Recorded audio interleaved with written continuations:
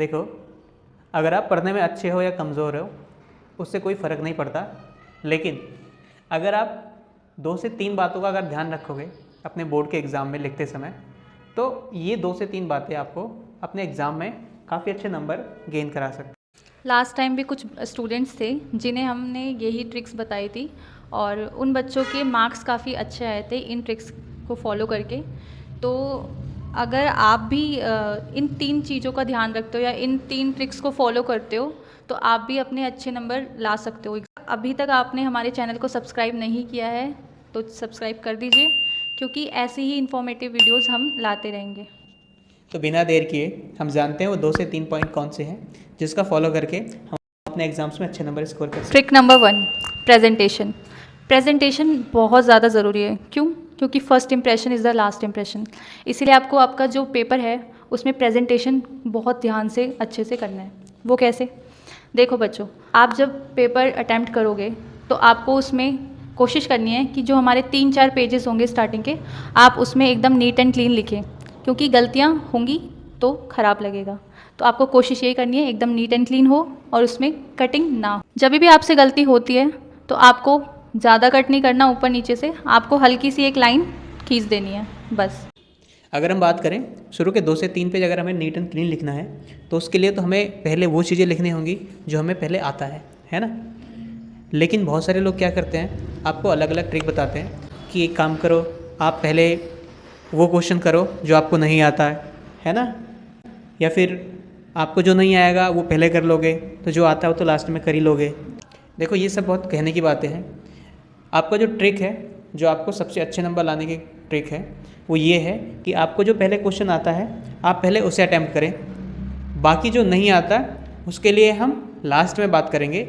लेकिन अगर आपको स्टार्टिंग में नीट एंड क्लीन लिखना है तो आप तभी लिख सकते हो जब आपको क्वेश्चन पता हो। अगर क्वेश्चन ही नहीं पता होगा तो आप तो लिख ही नहीं पाओगे और उसमें गलतियाँ करने की चांसेस ज़्यादा होंगे। तो कोशिश ये करें कि जब भी आप लिखें तो स्टार्टिंग में 2 से 3 पेज पहले तो बहुत क्लीन होना चाहिए, कोई भी ओवर राइटिंग या कट नहीं होना चाहिए, और स्टार्टिंग में आपको वही क्वेश्चंस करने हैं जो आपको पहले आता है। Trick number 3, attempt all the questions. ऐसा नहीं होना चाहिए बच्चों कि अगर आपको नहीं आ रहा तो आप उसे छोड़ दो। इसमें आपकी नेगेटिव मार्किंग तो है नहीं, तो आपको कोशिश यही करनी है कि आप सारे क्वेश्चंस अटैम्प्ट करो।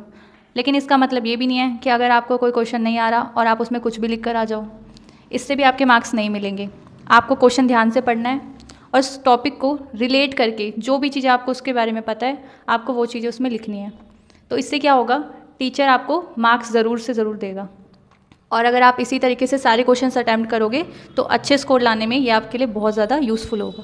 आपको क्वेश्चन का आंसर नहीं आता है तो इसका मतलब ये नहीं कि आप उसमें कुछ भी लिख कर आओ। को अगर क्वेश्चन नहीं आ रहा है तो आप टॉपिक देखो कि वो किस टॉपिक से है, किस चैप्टर से है।